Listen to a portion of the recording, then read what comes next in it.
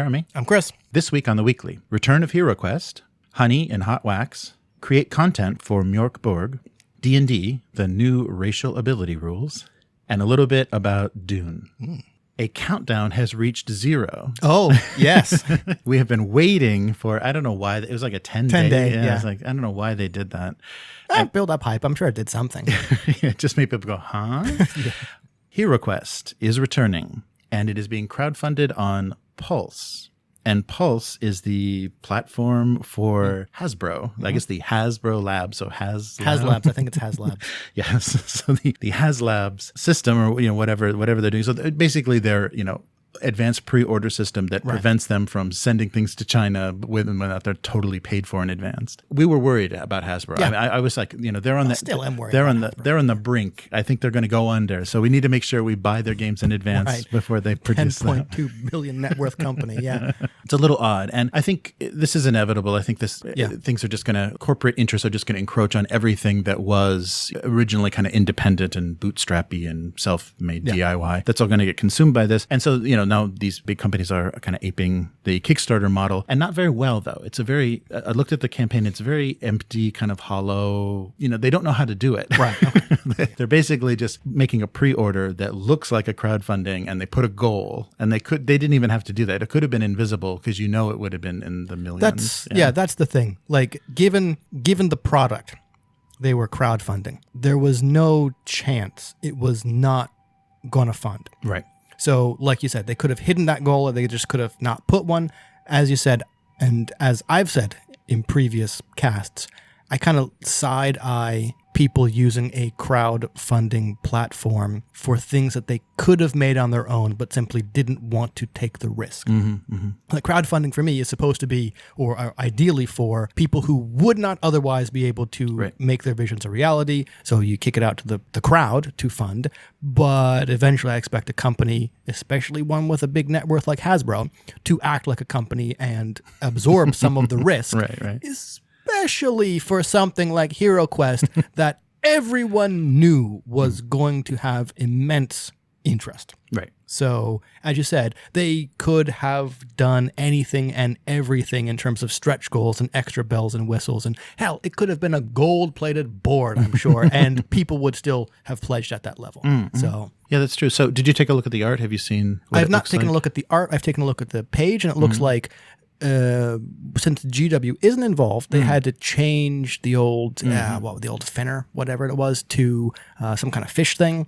They have alternate sculpts. Right. They changed the elf to the canonical character to, I guess, a woman, which, okay, whatever. And they also included female versions of certain monsters as well, which kind of struck me as like corporate feminism, where it's like, yay, there's female monsters you can kill and loot too. And I was like, really? Like, I'm not saying they shouldn't be there, but it's kind of like, ooh, look, extra female miniatures that are cannon fodder like everybody else. Okay, whatever. So, yeah. Well, excited that it was kind of a reprint. Yeah, and updated. Yeah, what do you think about the rules, though? Are those interesting enough to, other than nostalgia, is it interesting enough to play that game? I'm trying desperately to remember the rules. I think remember them being incredibly simplistic. Did you use regular D6s? Because now they have, now of course they have the custom D6s, so I was wondering if they I like how in the Kickstarter it kind of poo-pooed the old wooden dice from the other ones, and like they worked, they were fine. They had exactly the same symbols. Yeah, I think it's right. You had the like 2d6 for movement, and then you had like white dice that were like 3 skulls for hits, 2 block, 2 shields for like a block, and maybe like an evil shield for like the overlord character, whatever. And basically you rolled those and counted up hits, and I think different weapons gave you different numbers of dice, but there weren't different funky dice like for an FFG game. Like those were always the ones you rolled, and they always had the same chance. So it's a board game. Right. Which doesn't mean it's bad. It's just not anything super duper special apart from the nostalgia. Right. And it looks like they kept the board. Like the board I think looks, so. I think so, yeah. So you brought that up when we were talking about that before, and I was really surprised because it's not a particularly beautiful board, but it's okay. It evokes, it's functional, and it evokes the old game, so I guess that's here's the question. Like, the miniatures look different. I mean, they still have the spirit of kind of the old ones. The poses are more dynamic. Not a fan of the goblins with their big heads, whatever.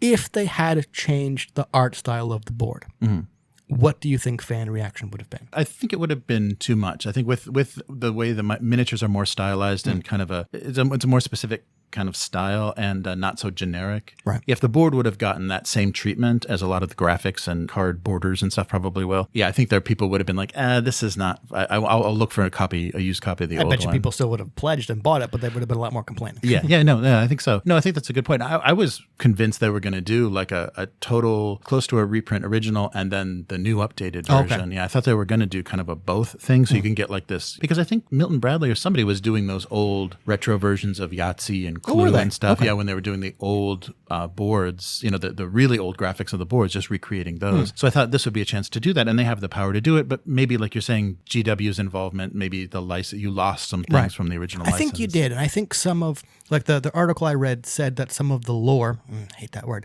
had to be scrubbed or updated from this new print because GW is not involved. And I don't remember there being that much lore from the thing, except from like monster names. Right. But that's right. They couldn't say Chaos Magic. They probably couldn't say Chaos Warrior. It's now like Dread or something. Dread Magic, which it's the same thing. Well, they did bring back Stephen Baker, who was one of the original writers for the game. So he subsequently worked on Heroescape and Space Crusade. So he Space Crusade. Yeah. Now that's a blast from the past. Yeah. Yeah. So he's involved, and it's going to be writing, I guess, new scenarios for it. So he was very excited about doing that. And then they mentioned a bunch of other people that were responsible for character designs or writing some descriptions or setting. And nobody that jumped out at me, nobody that I noticed. But yeah, so they are bringing one of the original creators back. There are 2 tiers for this. So the heroic tier is $99.99. The mythic tier is $149.99. And you just get the 2 kind of sparse supplements with the mythic tier. So it's 2 additional smaller boxes with a little bit of miniatures and a couple of tiles. I don't think I had the 2 expansions that are listed as part of the mythic tier. I know I had at least one expansion, which was like the frozen one, because I remember ice blue,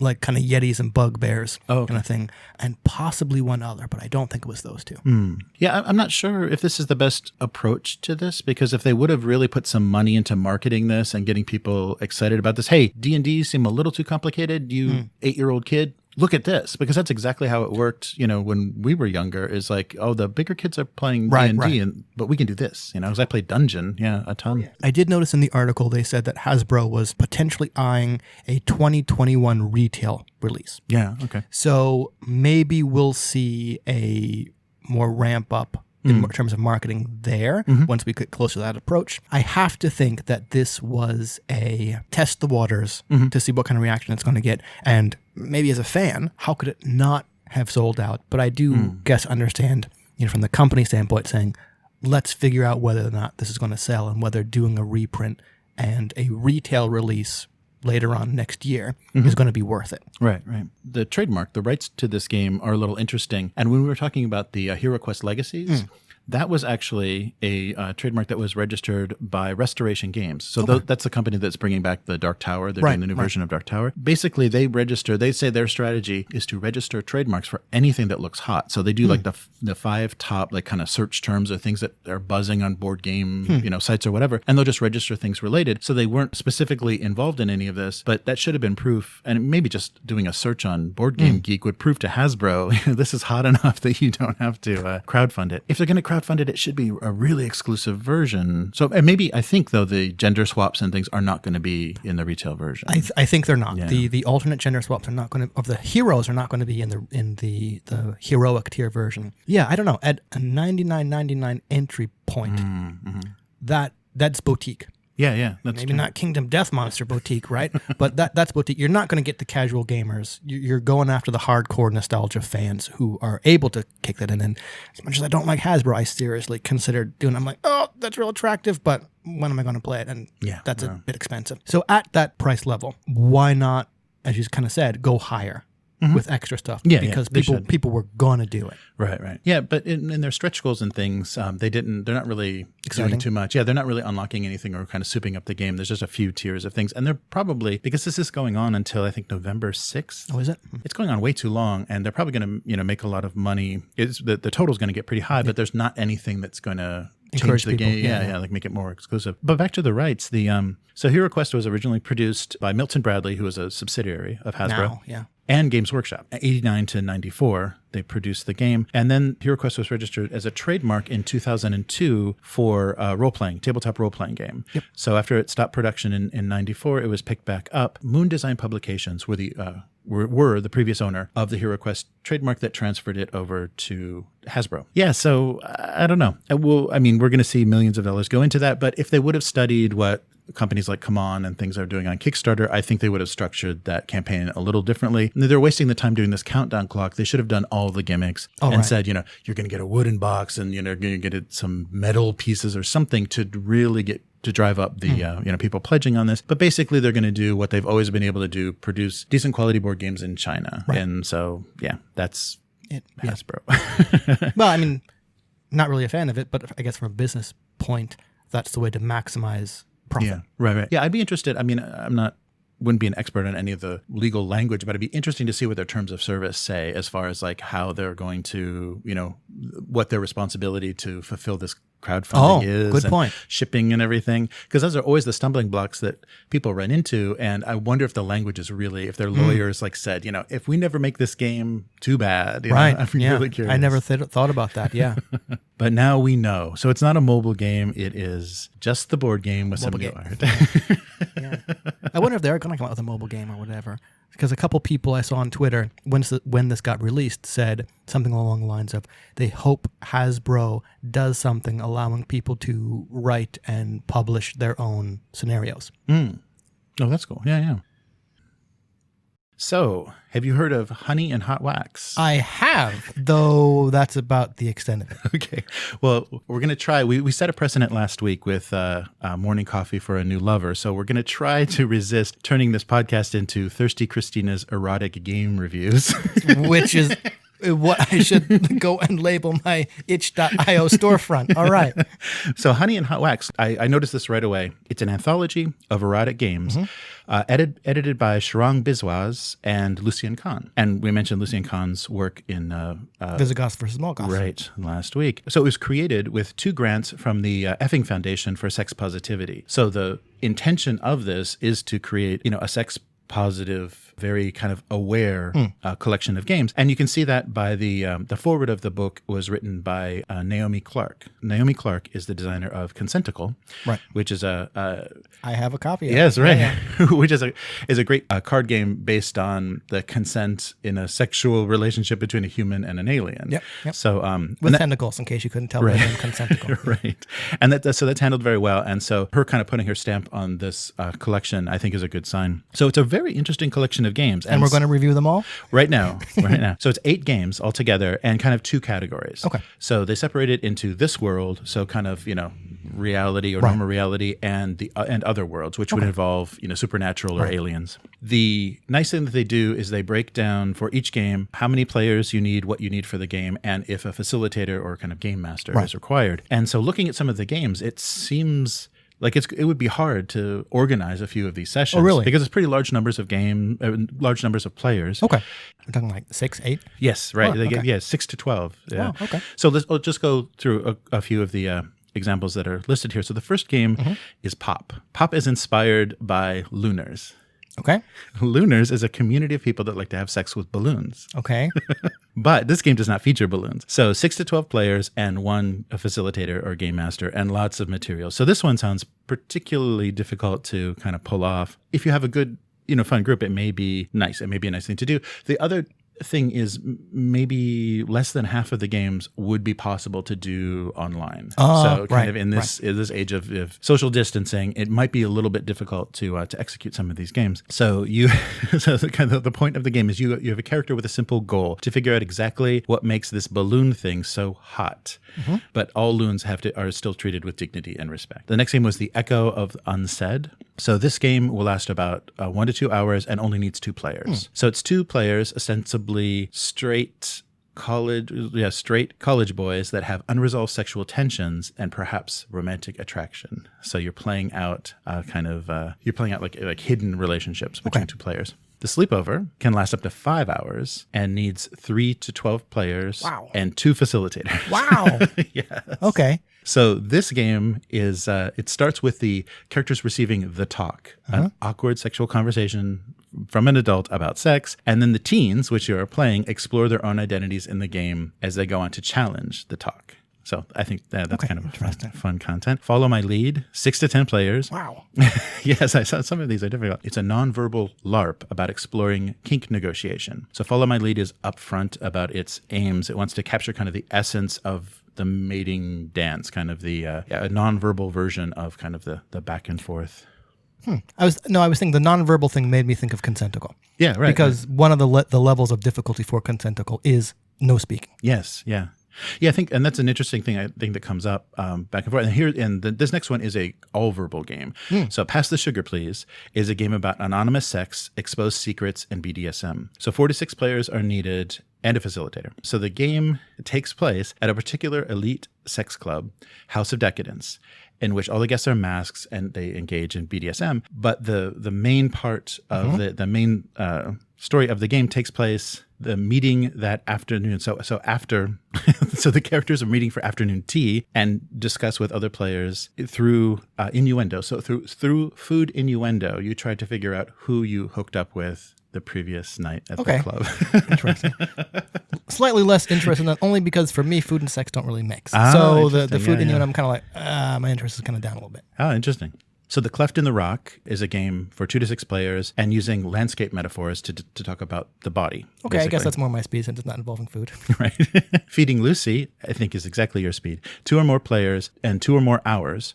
And nothing is really needed except maybe some fake vampire teeth. Okay. But basically, it's inspired by the Lucy Westenra Good Girl Gone Bad journey in Dracula. You Inside Us is for 2 people. It's 2 players sharing one body, so a host and a symbiote, and they share senses. And so it's improvised role play with the host gradually succumbing to the symbiote's desires for sex. Okay. I wonder how that would work.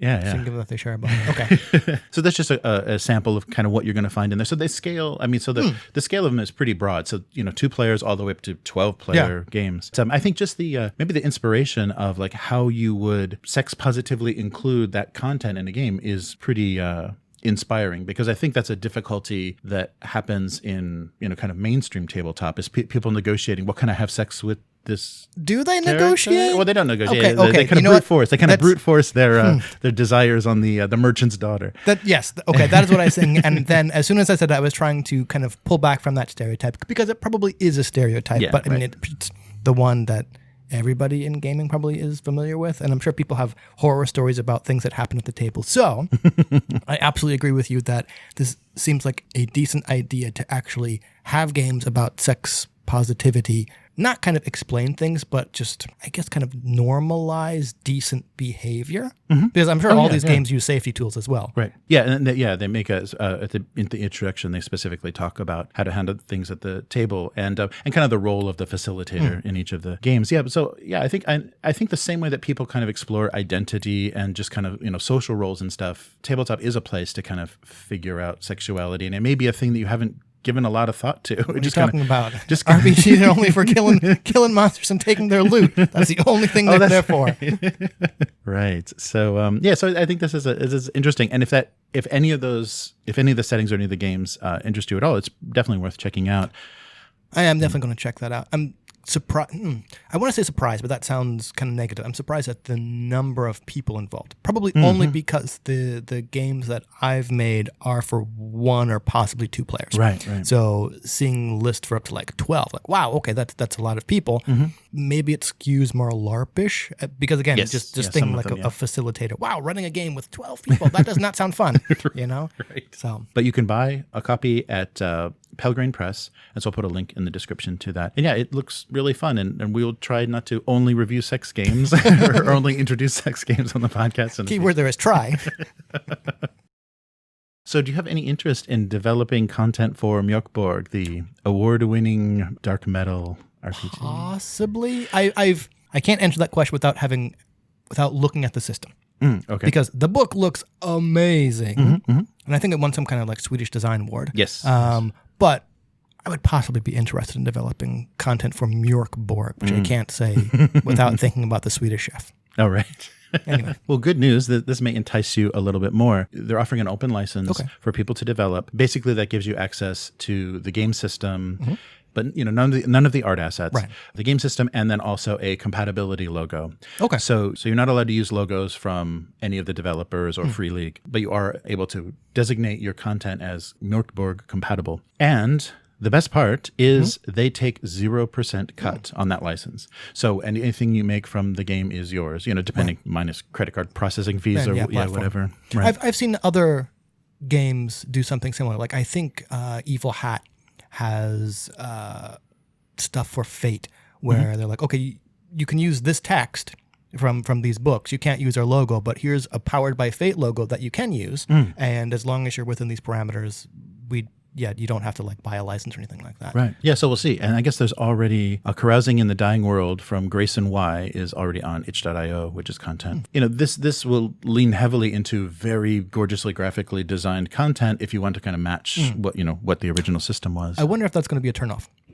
Because based on what the Mork Borg book looks like and the kind of style of art, right. I at least would want to try and mimic or emulate that. And I wonder if other people would too. And I wonder if the difficulty in it potentially being difficult to do that might be a turnoff. And not being able to print your PDFs with metallic ink might be a little difficult. Yeah. Where are you going to print metallic ink and spot varnish on that bright yellow? Yeah.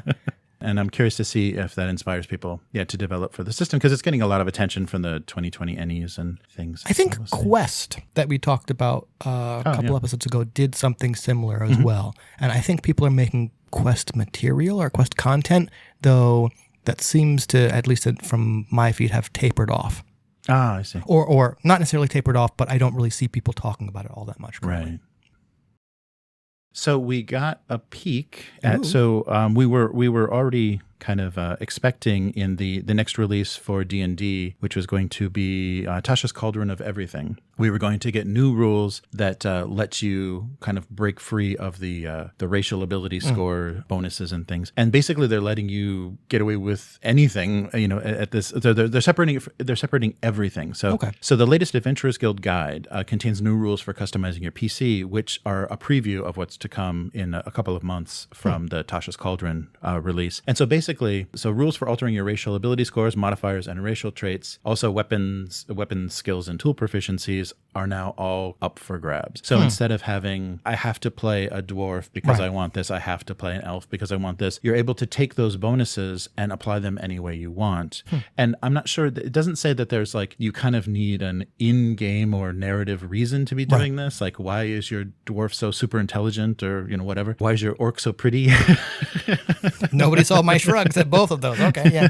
But I think this helps in a lot. The interesting thing that Wizards of the Coast said, though, it doesn't seem like, at least in this edition, they're going to let go of the term race. Okay. But they're kind of explaining what they mean in their setting. According to Wizards of the Coast, race means fantasy species combined with certain cultural assumptions. And so they're trying to address the kind of real world weight of the word race, saying dwarves have a higher constitution because dwarf heroes or dwarf adventurers have that, not all dwarves. Like they're saying, the character that you're creating is a hero or a adventurer. And so they're different. Right. They're an outlier. So what do you think about that? Basically, if you have a +2 and a +2, you can apply those to any abilities that you want. Or if you have a proficiency in hammers, you can make that a proficiency in bows or whatever. You can kind of transfer things over. What do you think about? Well, I think it's going to get a lot of complaints.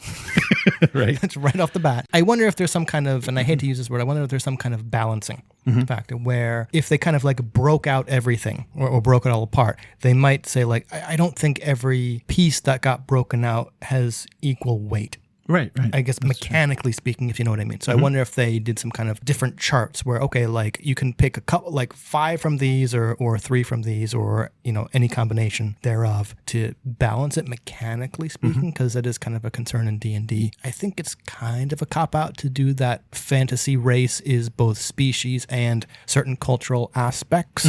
D&D, in my opinion, kind of does the cultural thing as race anyway, which is why you have like moon elves, dark elves, all these different things. And I guess also from the way you kind of have to constantly make content for D&D, that's the way to make new species, right? Like it's an elf, but it's going to be a dark elf or a moon elf or a silver elf or a gold elf or however many elves there were from all the different editions across time. Yes. And okay, I guess they're kind of saying it's both species and culture, and this elf culture is different from that elf culture, which is why we classify them as different races, which, okay, I'm not thrilled about it, but I guess at least they seem to be recognizing it. Yeah. I don't know. I don't know if it takes away, because we had I'll put a link to the discussion we had about kind of racial bonuses and things, and what that does, and how and also having like half elves and half orcs.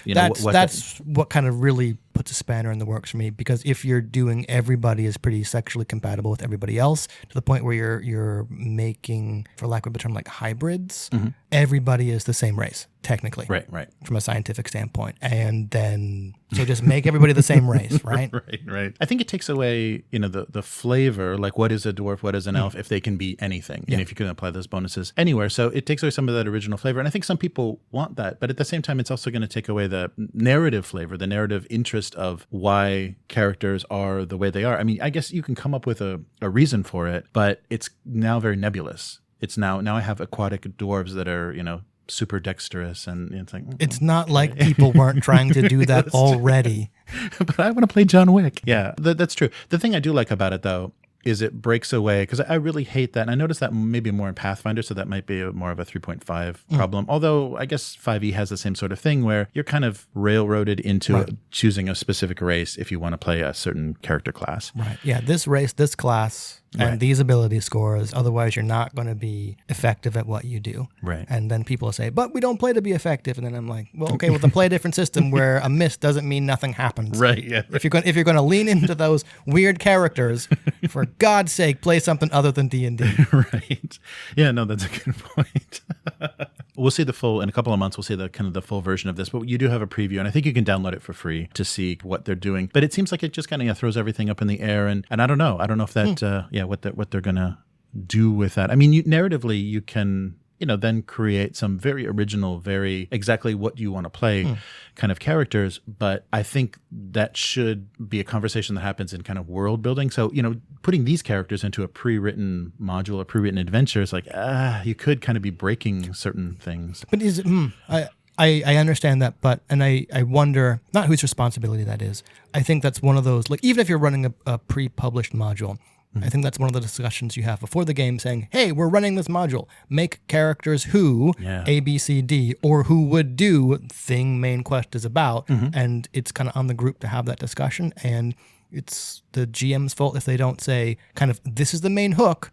Make someone who wants to participate, and it's the player's responsibility to then make someone who wants to participate. As a player who, in the past, did not, it does not work out well. And then you're like, okay, let's rewrite this character so they actually do care about what's going on. Right. Otherwise, why are we playing? I think that's important, and hopefully they're going to say something about that when they're talking about blowing up D&D, blowing up how you're making characters. Yeah, we'll see. We talked at the beginning of this year about this being the year of Dune. Oh, yeah. Because the re-release of the board game, there's a RPG coming, there's a film coming, and there's not a book coming. It's already out. Yeah. Oh, that's right. There's probably more books coming, though. I'm sure you can't hold his son down when it comes to making money off of Dune. Yeah. So we've seen a trailer now for this film. But this film, the release date is now just hanging at the very end. I think it's December 18th. Oh, really? Or something. Okay. Yeah. So I didn't know the release date. It may still happen this year. Probably not, though. Okay. You think it's going to get bumped? Yeah, because if theaters are still under heavy restrictions, they're not going to waste the time. Well, it's not like that 1984 version did gangbusters at the theater. That's right. So what did you think of the trailer? I thought it was boring. And I should preface this. I like the David Lynch 1984 version. I like how weird it is, and I like the voiceovers, and I like how it took this massive brick of a book and condensed it into a 2-hour movie. I think it did an admirable job of doing that. It does have flaws.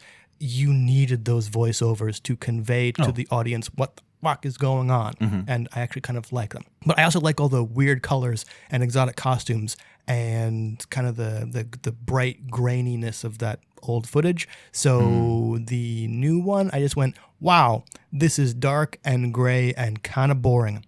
And I'm not that excited for it. Yeah, it was interesting. I kind of recognized, the look. I was really expecting from the Blade Runner 2049 that horrible movie. Sorry, but that orangeness of the wastelands, Right. that really like warm, dead look that they got for not only like that casino. Oh, yeah, the Las area, Vegas yeah, area, the kind yeah. of Las Vegas thing. I was really expecting that, and to see it because that's the thing that I like that you can do visually is Caladan versus Arrakis Yeah. having this like really stark contrast, and I didn't see that so much in the trailer. Yeah, but I did like the kind of really weird clean design, like the shots of like the ships landing and the troops lined up. It was like a 60s sci-fi novel cover, it had that. Yeah, okay. There's something about that made sense for me, and I like the casting a lot in this new film, so we'll see how the performances are, but as far as how everybody looks, I don't really just have any problems with how people looked in terms of like casting. Like I remember there was one shot of I guess what it's all those like Harkonnen troops lining up, and people were like, oh, this is so big and epic, and I'm like, it looks boring. Like it's a big old ship with maybe part of why I think it's boring is knowing it's CG, and I'm not saying that CG is a cop-out or isn't difficult to do, because you can do amazing stuff with CG, and CG artists do a lot of work. But there's just, for me, something a bit less epic in the knowing that it was all done in a computer, as opposed to like matte paintings or rotoscoping or kind of like models, which the original Dune movie had. And maybe it's also people getting like hyped up for it, and me kind of going, all right, kind of that like, You're still waiting for the Jodorowsky version, right? The psychedelic, insane Spanish possibly. director's release. Yeah, I'm waiting for that. Also, people are like, wow, look at the worms. I'm like, nope, not really all that interested. But what I want to see, and I said this on Twitter, is a Stage 4 Guild Navigator. Oh, yeah. Because unless it looks like that parrot thing from the David Lynch movie, I don't care. No. So if it just bounces off the I culture, just like everything else. But Modiphius is developing a 2D20 version of Dune. And so we were part of the playtest for it. Yeah, we can't talk about it, but it's, I thought it was, it's a 2D20 system, and it kind of fits. But we've also like already discussed like throughout this year a few other systems that have good intrigue mechanics and things that may also work for the world of Dune. So I think there's it's really unfortunate that all this timing is getting knocked. Because they did a remake of the board game. There was an RPG coming out, then the film, and just none of that is happening. There's zero synergy between the different products. I've started reading the book again, because last time I read it, and the first time I read it, I think I was 14, because I remember freshman orientation is kind of high school, just reading that book, and I'm sure a lot went over my head. Reading it again, wow, the Bene Gesserit are terrible. Everybody in that movie, in that book is terrible. I was like, wow, eugenics are not okay, and all this stuff. And a couple things that struck me is, if you're going to do a role-playing game of Dune, the big one for me is, and I think I said this before, generations. I mean, you have factions in that book that are putting plans into motion that will not come to fruition until like millennia later. Right. And kind of sticking to that plan and not really knowing what it, or the other people not really knowing what it is. The other one that you mentioned is intrigue. Yes, I forget what chapter it was, but it's the conversation at the beginning between like Dr. Yu and the Lady Jessica, where Dr. Yu is the traitor. We know he is. He knows that Jessica can detect truth, and all the little kind of like tricks he does to try and throw her off the scent and mask stuff, and her trying to figure out what's going on, and the Harkonnens making that room for Paul, knowing he would be attracted to it, and putting a hunter seeker in there. And hey, Dune spoilers, but it's that kind of stuff. It's not combat. It's trying to be 3 steps ahead of your opponent and putting things in place that they're not going to know about. And could an RPG do that? Because I think you would have to. Yes. If you're going to play a Dune-esque game. It definitely has to have different scales. You can't just be playing kind of only boots on the ground characters. You're going to have like larger strategic things in play. But I really like your idea of multi-generational. And if that isn't included in the Modiphius system, that may be something worth, as part of world building, is like discussing with the game master, this is my plan, this is my motivation for my house, this is what we're going to do, and can you kind of fit that into your campaign? I was wondering if you could play a role-playing game or a tabletop role-playing game like this where you're not one character, where you're just playing the faction. Right. And would that be interesting? Because, I mean, it almost kind of sounds a bit like a game of diplomacy where Right. you would probably be like passing the GM notes about what your faction, the things your faction is kind of like putting into place and trying to get over on the other ones. But then there wouldn't be any interaction between the players, really. Right. Like you would have to then switch to kind of like, as you said, boots on the ground scene to do that. And maybe you could alternate between those two. Like, okay, we've made our plans. Now let's play out a scene from that where everyone's kind of interacting as boots on the ground characters and make sure you don't give your thing away. And then kind of the next round is, okay, now based on that personal scene, trying to figure out what people are doing and are you going to change your plans and stuff like that. But I don't know if that's a role-playing game or more like a board game. Yeah, no, that's true. That kind of strategy. So they did make reference in the playtest to different levels of play, and I don't know if that's going to mean what they did with Alien, where there's like a cinematic version and a campaign version. So there may be, so like you were saying, that there may just be you're playing your house. That's your character in a campaign. You'd seem like you'd want to move between those and not have like only a campaign and I send my soldiers here and you steal my spice here. That's a war game. That's pretty boring. Well, that's the other thing I was thinking about, like the difficulty with any IP property. Because to me, the Dune story is that story of Paul becoming the Kwisatz Haderach. Who wants to play that again? Right? You're either going to be the major players in the story and therefore know what happens, or the nobodies. Right? Like you're the little spice harvester guys who Duke Leto picks up in the Ornithopter. Like, who wants to play that game? Right? But if you don't interact with kind of the big noticeable chunks of an IP, are you playing that IP game? It's the same problem you run into with Star Wars and Alien and basically anything with that noticeable IP. Why not play another game if you don't have those noticeable elements in it? Too much of those big elements, why not just read the book or watch the movie? Yeah, no, I think it's a delicate balance, and to make something feel like Dune, but give you a reason to, why am I playing this system, this specific game? Yeah, that's a good point. So we're playing Dune, but we're not on Arrakis or GD Prime or Caladan. Great, so what are we playing? Yeah. Yeah, no, that's very true. It has to give you a connection to that. Yeah, and so I think the theme and maybe that's also what we're talking about with the movie though. Does this feel like the picture from the novel or your image from the 80s film? Does this look and feel like Dune? And maybe some people are feeling that's not quite it. Yeah, but I'm excited about the movie. Visually, I love what that director does.